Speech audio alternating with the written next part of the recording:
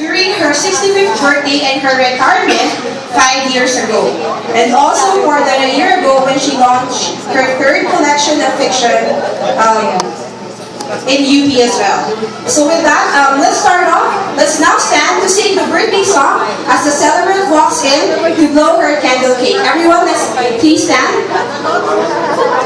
On three, let's all sing happy birthday. 1, 2, 3. Happy birthday to you. Happy birthday to you. Saan? Happy birthday. Happy birthday.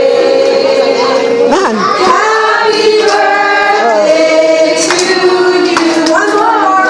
Happy birthday to you. Happy birthday to you. Happy birthday. Happy birthday. Happy birthday to you. All right. Let us all remain standing for the prayer.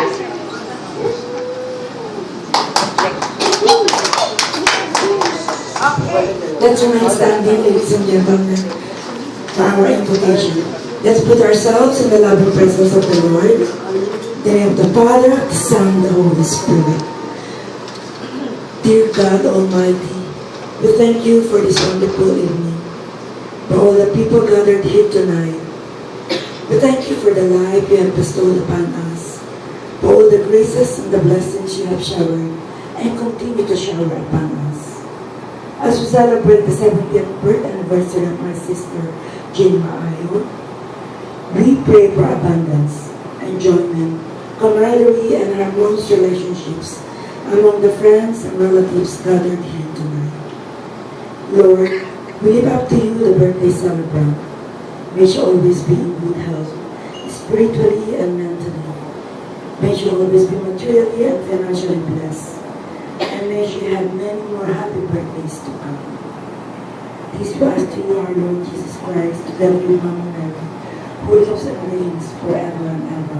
Amen. To God be the glory. Amen. Happy birthday, Tita Jean. Happy birthday! Thank you very much. You may all be seated. We shall now watch a video presentation of Tita Jean covering the recent past 5 years of her life.